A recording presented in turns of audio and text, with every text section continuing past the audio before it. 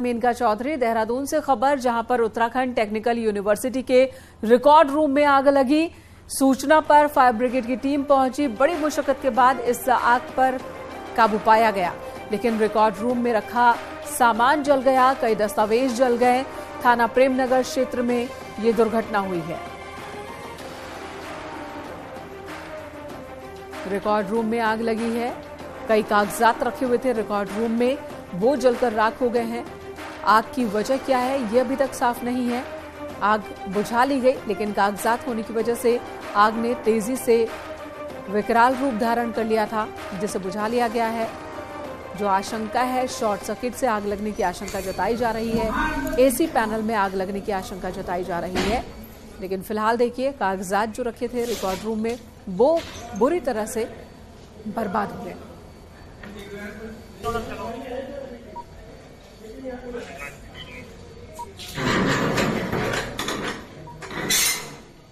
सतेंद्र बर्दवाल इस वक्त हमारे सहयोगी जुड़ चुके हैं हमारे साथ। सतेंद्र, बताएं इस हादसे के बारे में, अभी तक क्या खबर है, कैसे लगी आग, कुछ पता चल पाया क्या और कितना नुकसान हुआ है? मेनका ये आज सवेरे करीब 4:30 बजे की ये घटना बताई जा रही है। और जो क्योंकि थाना प्रेमनगर क्षेत्र का ये पूरा मामला है, उत्तराखंड टेक्निकल यूनिवर्सिटी का ये रिकॉर्ड रूम था जहां पे आग लगने की घटना हुई। सूचना पर दमकल और पुलिस की टीम मौके पहुंची और बामुश्किल ये जो आग पर काबू पाया गया। लेकिन जब तक आग पर काबू पाया गया तब तक जो रिकॉर्ड रूम में जितने भी दस्तावेज थे वो पूरे जलकर राख हो गए थे। अब ये जांच की जा रही कि आग किस तरीके से लगी। अभी तक जो प्रथम दृश्य ये देखा जो माना जा रहा है कि आग शॉर्ट सर्किट की वजह से लगी है। शॉर्ट सर्किट की वजह से आग लगी है। जहां तक नुकसान है, यूनिवर्सिटी का क्या कहना है, किस तरह के नुकसान हुए हैं? कागजात रखे हुए थे, किस तरह के रिकॉर्ड्स रखे हुए थे जो जल गए? ये उत्तराखंड टेक्निकल यूनिवर्सिटी का ये पूरा रिकॉर्ड रूम था जहाँ पे कई जो अलग अलग जो यूनिवर्सिटियां हैं जहाँ जो इससे एफिलिएटेड है उनके भी रिकॉर्ड इस रिकॉर्ड रूम में रखे गए थे। भले ही ये भी जानकारी अभी तक मिल पा रही कि रिकॉर्ड रूम में जो दस्तावेज जले तो हैं, लेकिन उनके पास तो उसका बैकअप रिकॉर्ड भी उनके पास है। लेकिन अब ये अभी तक ये पूरा जांच के बाद ही पता चल पाएगा कि किस तरीके के यहाँ पे ये घटना घटी है, क्या ये कारण रहा है। जी सतेंद्र, धन्यवाद इस वक्त पूरी जानकारी देने के लिए। रुड़की से खबर, जहां पर पुलिस ने होटल में छापेमारी की और इस दौरान पुलिस ने सट्टा खेलते हुए 23 लोगों को गिरफ्तार किया। 12.5 लाख रुपए कैश भी बरामद किए पुलिस ने। देर रात छापेमारी हुई। सिविल लाइंस कोतवाली क्षेत्र का ये मामला है। सट्टा खेलते हुए 23 लोगों की गिरफ्तारी और यहां से लाखों का कैश बरामद हुआ है। 12 लाख रुपए कैश पुलिस ने बरामद किए हैं।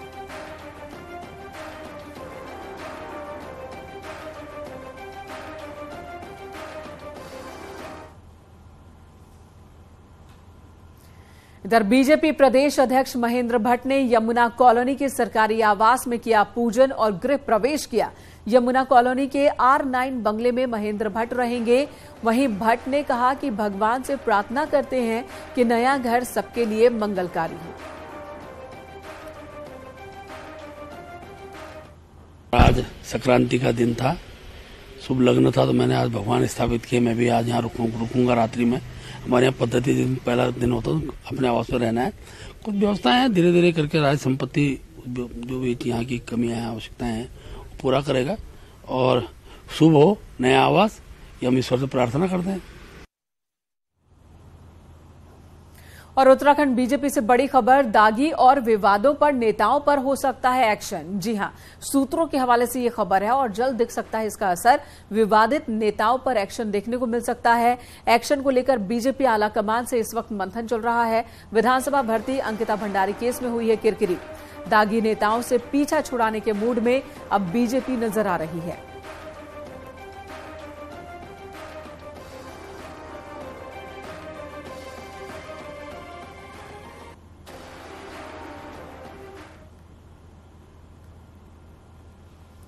देहरादून में आईएएस सप्ताह की शुरुआत हो गई है। एडमिनिस्ट्रेटिव ऑफिसर्स कॉन्फ्रेंस में सीएम पुष्कर सिंह धामी शामिल हो रहे हैं।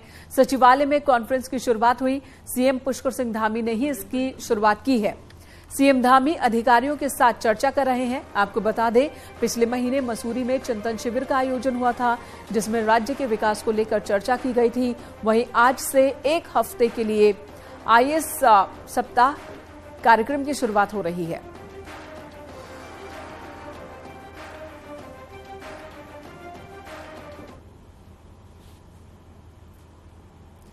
और इसी बीच पूर्व मुख्यमंत्री हरीश रावत ने एक बार फिर सीएम पुष्कर सिंह धामी की तारीफ की है। दिल्ली दौरे के दौरान पीएम मोदी को कंडाली का शॉल पहनाया था सीएम धामी ने, और इसे लेकर ही उन्होंने सोशल पोस्ट लिखा है, जिसमें हरदा ने लिखा है कि ये अच्छी बात है।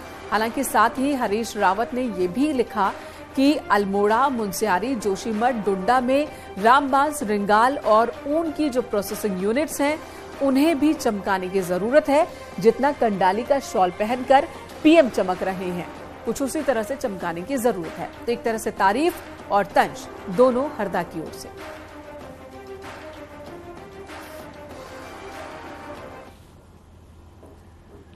हिंदुत्व के एजेंडे पर चलने वाली बीजेपी में चाहे गलती विधायक ही क्यों ना करे, गलती बर्दाश्त नहीं होगी, ये संदेश पार्टी की ओर से दिया गया। पौड़ी में बीजेपी विधायक की गलती पर मजार पर बुलडोजर चल गया और बीते 1.5 साल में सीएम पुष्कर सिंह धामी ने अपने फैसलों से एक संदेश साफ दिया है कि राष्ट्रवाद से कोई समझौता नहीं।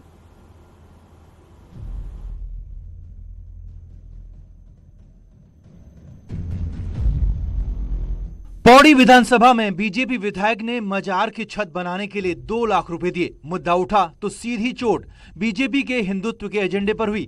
खबर है कि पार्टी ने विधायक को जमकर फटकारा। वहीं विवादों वाली मजार की छत पर सरकारी बुलडोजर चलने में भी देर नहीं हुई। बीते 1.5 साल में मुख्यमंत्री पुष्कर सिंह धामी ने मजबूत राष्ट्रवाद का संदेश दिया है, और संदेश ये भी कि गलती चाहे विधायक की क्यों न हो, कार्रवाई होगी। ऐसे में पौड़ी में मजार पर एक्शन को बीजेपी के दूसरे विधायक सही बता रहे हैं और साफ कह रहे हैं कि कोई भी नेता पार्टी लाइन से बाहर नहीं है। निश्चित रूप से सभी लोगों को ये ध्यान रखना चाहिए और सभी के लिए लाइन भी है और सबके लिए ये पार्टी का निर्देश भी है कि ऐसी जगह कोई अपना धन न लगाए। और माननीय मुख्यमंत्री जी, चाहे धर्मांतरण कानून हो और चाहे ये अवैध मजारों का निर्माण हो, इन सबको जो तोड़ने का काम और जो धर्मांतरण कानून लाने का काम किया है वो निश्चित।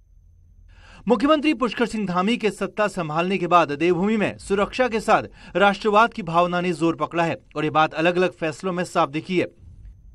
मुख्यमंत्री पुष्कर सिंह धामी ने पहला बड़ा फैसला यूनिफॉर्म सिविल कोड को लेकर लिया और उत्तराखंड ये फैसला करने वाला पहला राज्य बना। धामी सरकार ने उत्तराखंड में उत्तर प्रदेश से भी कड़ा धर्मांतरण कानून लागू करने का फैसला लिया और विधानसभा से विधेयक पारित करवाया। वहीं मुख्यमंत्री के निर्देश पर अवैध कब्जे करके बनाए गए धार्मिक स्थलों को हटाए जाने की कार्रवाई जारी है। और माननीय मुख्यमंत्री ने जो निर्णय लिया है कि अवैध कब्जे किसी भी रूप में हो, क्यों चाहे मजार के क्षेत्र में हो, चाहे बाकी धर्मों के क्षेत्र में हो, तो अवैध कब्जे हटने चाहिए। चाहे जबरन धर्म परिवर्तन का विषय है, उसको कठोरता से हम लोग लागू कर रहे हैं और एक नजीर पूरे देश के अंदर बन रही है। इसके साथ साथ हमारा ये जो 30% महिला आरक्षण का विषय है, इसको एक नजीर के रूप में हम राज्य के अंदर हम स्थापित कर रहे हैं। और खासतौर पर जो कब्जे की भूमियां हो रही हैं, आखिरकार अवैध कब्जे किसी भी रूप में हो, धार्मिक क्षेत्र में भी हो रहे हैं, तो आखिरकार उसका एक बड़ा विरोध हमारे राज्य में प्रारंभ से हुआ है और एक अच्छी कार्रवाई माननीय मुख्यमंत्री द्वारा की जा रही है। कश्मीर में धारा 370 हटाने से लेकर अयोध्या में राम मंदिर निर्माण का काम प्रधानमंत्री नरेंद्र मोदी के कार्यकाल में हुआ। वहीं पार्टी के राष्ट्रवाद और हिंदुत्व के एजेंडे पर मुख्यमंत्री पुष्कर सिंह धामी भी आगे बढ़ रहे हैं और बीजेपी को उम्मीद है कि मुख्यमंत्री के इन फैसलों से देवभूमि और पार्टी दोनों को फायदा होगा। देहरादून से न्यूज़ 18 के लिए दीपांकर भट्ट की रिपोर्ट। पूर्व प्रधानमंत्री अटल बिहारी वाजपेयी की जयंती पर राज्य की धामी सरकार ने बड़े फैसले लिए हैं। 25 दिसंबर को राज्य में सुशासन दिवस मनाया जाएगा और मुख्यमंत्री के अलावा भी कैबिनेट मंत्री और विधायक चौपाल लगाएंगे। सभी जिलों में ग्राम चौपाल का आयोजन होगा। इसकी तैयारी को लेकर सीएम ने सचिवालय में मीटिंग ली। 25 दिसंबर को अटल बिहारी वाजपेयी की जयंती है।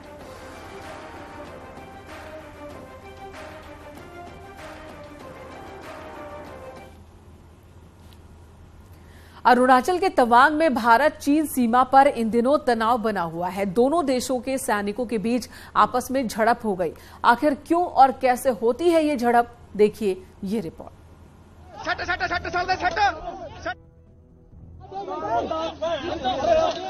भारत चीन सीमा पर तैनात इन जवानों की चीनी सैनिकों से भिड़ंत कोई नई बात नहीं है। चीनी सैनिकों को पूर्वोत्तर में भारत चीन सीमा पर मैकमोहन लाइन में ऐसी हरकतें करते हुए 70 से भी ज्यादा साल हो चुके हैं। चीनी सैनिकों की इन्हीं हरकतों का जीता जागता उदाहरण है 1962 में भारत चीन युद्ध में सिपाही के तौर पर सीमा पर तैनात लांसनायक जगत सिंह, जिन्हें चीनी सैनिकों की हरकत आज भी याद है। भाषा तो उनकी बोलता आता नहीं है, तो वो ऐसे ऐसे बात करते रहते हैं और कभी कभी जो है हमारे ऊपर तो वो छेड़ाखानी कर देते हैं ना। और आगे आगे हमें जो आगे पीछे जब होते हैं, अपने बॉर्डर में रहते ही रहते हैं इधर ही, तो आगे पीछे हमसे बात भी कर लेते हैं वैसे कोई भाषा में ये। और आगे जो है सिर्फ जो बात हो जाएगी तो ऊपर से वो छेड़ाखानी कर देते हैं। ये तो रही 1962 के दौर में सिपाही रहे जगत सिंह जी की जुबानी, लेकिन हमारे जो जवान कुछ साल पहले ही भारतीय सेना से रिटायर हुए हैं, वो भी चीन की इसी हरकत के बारे में बताते हैं। चीन कभी जमीन कब्जाने की कोशिश करता है तो कभी चीनी सामान को भारतीय जमीन पर फेंककर उसे अपना जताने की कोशिश करता है। अपने मोर्चो खोद के जो है नीचे को मिट्टी डाल देंगे, जिससे कि हमारा लोकेशन नीचे को है और उनकी वो हाइट में है, तो वो लोग जो है हमें डिस्टर्बेंस करते रहते हैं। कभी मोर्चा खोद के, कभी सिगरेट बीड़ी का डब्बा फेंक के, कभी जो है उसमें कब्जा करने की कोशिश करते जमीन पर कि ये हमारा है, कभी धक्का मुक्की कर देते हैं। और कभी कभी तो वो लोग ऐसे सोचते हैं कि शायद ये हमारी जगह है और वहाँ पर जो है कब्जा करने के लिए पूरी तैयारी के साथ आते हैं। और हमारे जवान जो कभी LRP या गए होते तो उन पर छीटाकशी भी कर लेते हैं। दरअसल पूर्वोत्तर हो, लद्दाख या उत्तराखंड, सभी जगह चीन सीमा पर एक जैसी हालत है। सीमा पर एक बड़ा इलाका नो मैंस लैंड की तरह है। कुछ पोस्ट पर तो दोनों देशों की सेना हमेशा आमने सामने रहती है। ऐसे में चीनी सैनिक कभी गंदे गंदे इशारे से तो कभी अपनी पोस्ट की लोकेशन चेंज कर भारतीय सैनिकों को उकसाने की कोशिश करते हैं ताकि सीमा पर तनाव बढ़े। हल्द्वानी से न्यूज़ 18 के लिए शैलेंद्र नेगी की रिपोर्ट। तो इस वक्त बड़ी खबर उत्तराखंड बीजेपी से बड़ी खबर है, जहां पर दागी और विवादित नेताओं पर कार्रवाई की तैयारी में बीजेपी दिख रही है। सूत्रों के हवाले से खबर आ रही कि जल्द ही कोई बड़ा एक्शन देखने को मिल सकता है उन नेताओं पर जिनके विवाद बहुत गहरे रहे हैं। एक्शन को लेकर बीजेपी आलाकमान से मंथन चल रहा है। विधानसभा भर्ती मामले में, साथ ही अंकिता भंडारी केस में भी किरकिरी हो चुकी है पार्टी की सरकार की, जिसकी वजह से ये फैसला लिया जा रहा है कि दागी नेताओं से पीछा छुड़ाया जाए। तो बीजेपी दागी नेताओं से पीछा छुड़ाने के मूड में नजर आ रही है।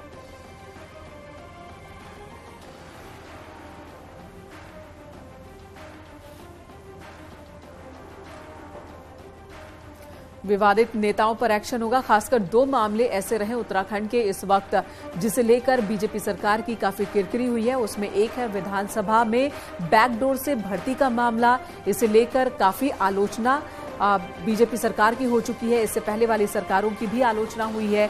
ये मामला खुला कि किस तरह से विधानसभा में अपने करीबियों को नौकरी दी जाती है, रेवड़ियों की तरह नौकरी बांट दी जाती है। मौजूदा सरकार में ये केस खुला और इसके बाद पिछली सरकारों का भी मामला सामने आता चला गया।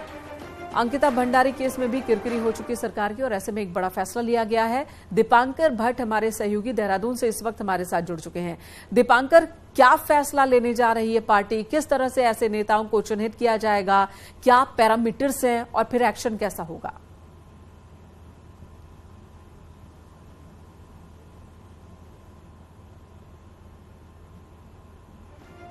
दीपांकर, आवाज मिल रही है आपको?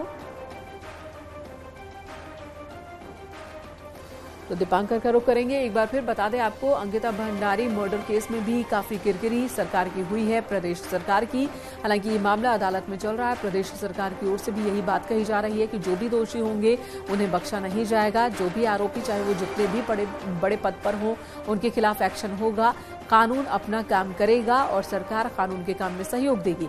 लेकिन किरकिरी होने के बाद अब बीजेपी के अंदर ये मंथन चल रहा है कि ऐसे नेताओं को जिनकी छवि दागी है उन्हें पार्टी से दूर रखा जाए और इस मंथन के बाद एक बड़ा फैसला लिया जा रहा है।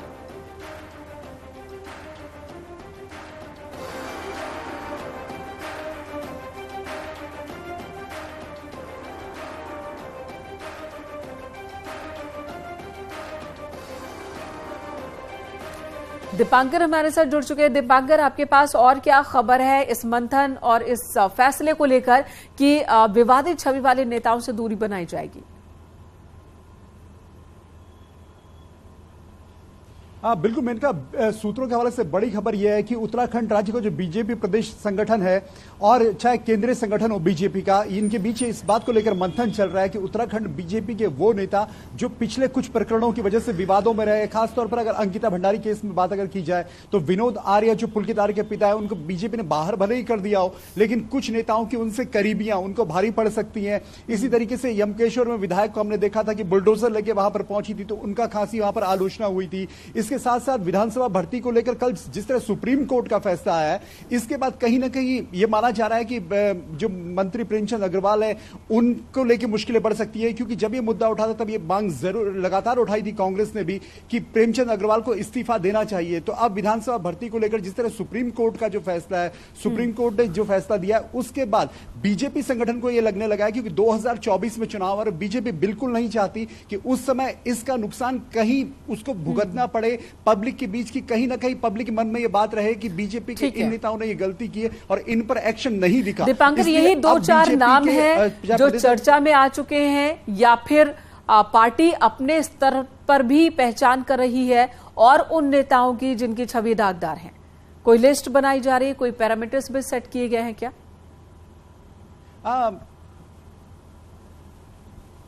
मेनका बहुत जल्द यहां पर विधायकों का एक ट्रेनिंग कैंप होने वाला है, 2 दिन का ट्रेनिंग कैंप होने वाला है और माना जा रहा है कि कुमाऊं मंडल में होगा। वहां पर भी यही लाइन विधायकों को बताई जाएगी कि आपको जो बातें करनी है वो पार्टी फोरम पर रहे, पार्टी फोरम से बाहर ना जाएं। और अंदर खाने मैसेज ये भी होगा कि जो विवादित व्यक्ति है या जो विवादित नेता इस समय बीजेपी के हैं, उनको भी ये बताया जाए कि आप किस तरीके से आपने क्या गलत किया और कहां पर आप पर कार्रवाई हो सकती है। हालांकि कार्रवाई जब होगी तो नेता को भी पता नहीं चलेगा, क्योंकि बीजेपी का जो एक्शन प्लान रहता है वो अक्सर अचानक से डिस्क्लोज होता है।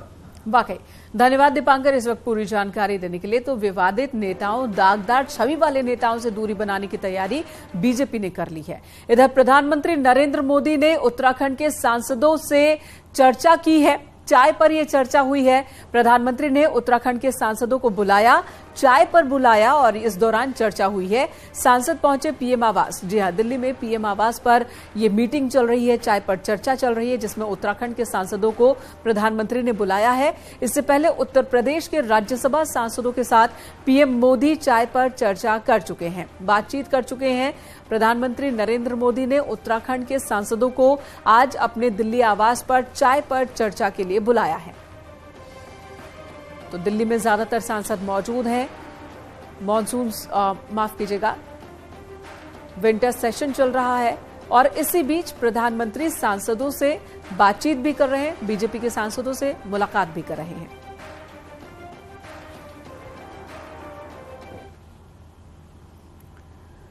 फौज की ट्रेनिंग की यादें एक सैनिक ना तो सर्विस के दौरान भूल पाता है और न ही रिटायरमेंट के बाद। 50 साल बाद एक साथ जब आईएमए 1972 बैच के पास आउट अधिकारी मिले तो यादें ताजा हुई और कईयों की आंखें भी नम हुई।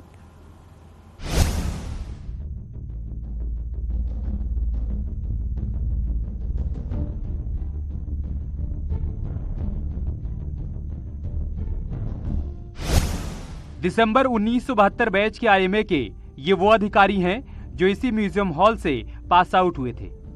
पहले इसी हॉल में पीपिंग सेरेमनी करवाई जाती थी।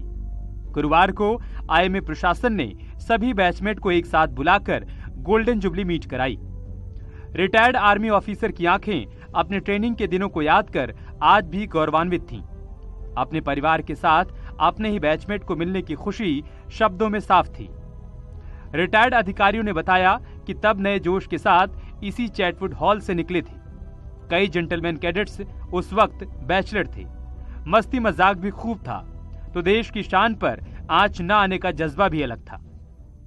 4 दिसंबर 1971 ਇੱਥੇ ਅਸੀਂ ਇੱਕ ਜੈਂਟਲਮੈਨ ਕੈਡੇਟ ਤੋਂ ਮੇਰੇ ਪੇਰੈਂਟਸ ਇੱਥੇ ਸੀਗੇ, ਉਹਨਾਂ ਨੇ ਸਾਡੇ ਮੋਢੇ ਤੋਂ ਹਾਂ ਉਹ ਮਤਲਬ ਤਾਜ ਲਗਾਏ ਜਾਂ ਸਟਾਰ ਲਗਾਏ। ਸੋ ਦਿਸ ਹਾਲ ਹੁਣ ਇਹ ਮਿਊਜ਼ੀਅਮ ਬਣ ਗਿਆ, ਪਰ ਉਸ ਵੇਲੇ ਇੱਥੇ ਮੇਨ पिपिंग सेरेमनी होती सीगी। मेरी तरफ से ये है कि ये जितना भी आपने प्रोग्राम यहाँ किया, इसके लिए हम बहुत आपके शुक्रगुजार हैं, आईएमए की पूरी टीम के लिए, और गदगद हैं। गदगद का मतलब हम बहुत खुशी हैं। My husband was first in order of merit, gold medal and sword of honor, and he was the direct entry till today, his record has not been broken in games or in studies. 50 साल बाद अपने दोस्तों से मिलने की खुशी और पुरानी यादों को ताज़ा करने का अनुभव अपने आप में खास था और इस कैंपस में मिली सीख को आज भी उसी जज्बे के साथ ये फौजी अपने जीवन में आत्मसात कर रहे हैं। न्यूज़ 18 के लिए देहरादून से भारती सकलानी उनियाल की रिपोर्ट।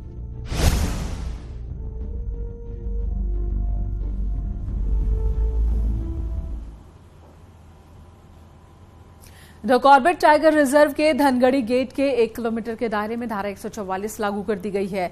यहां जून के महीने से लगातार बाघों का आतंक देखने को मिल रहा है, जिससे मुहान, चुकुम और सुंदरखाल के ग्रामीण डरे हुए हैं।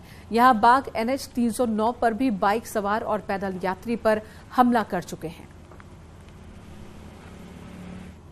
NTCA की गाइडलाइन बहुत स्पष्ट है। 2013 में जो गाइडलाइन जारी हुई है उसमें धारा 144 लगाए जाने का प्रावधान बहुत स्पष्ट है और उसी के क्रम में ये कार्रवाई लोगों की सुरक्षा को दृष्टिगत रखते हुए की गई है। वैसे तो आपने गुड़ खाया ही होगा, लेकिन आज हम आपको ऐसे गुड़ के बारे में बताने जा रहे हैं जिसकी डिमांड देश ही नहीं बल्कि विदेशों में है। देखिए ये रिपोर्ट।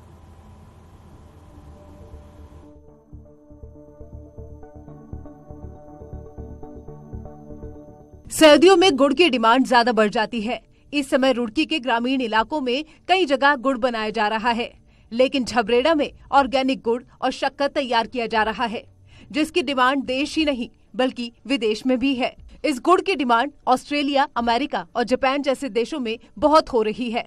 इस प्लांट से करीब 500 किसान जुड़े हुए हैं, जो सिर्फ ऑर्गेनिक गन्ने की खेती कर रहे हैं। इससे इस गुड़ को तैयार किया जाता है। वही लैब में टेस्ट के बाद ही गुड़ और शक्कर की पैकिंग की जाती है। कंपनियां ऐसी हैं, वैदिक फूड है वो ऑर्गेनिक, जो उनके अमेरिका ले जाती है सीधी। एक वेदा कंपनी है वो ऑस्ट्रेलिया जाती है। कुछ कंपनियां यहाँ से एक्सपोर्ट भी करती हैं, जर्मन वगैरह, अमेरिका वगैरह करती हैं। वहाँ भी हमारा गुड़ जो है शक्कर जाता है।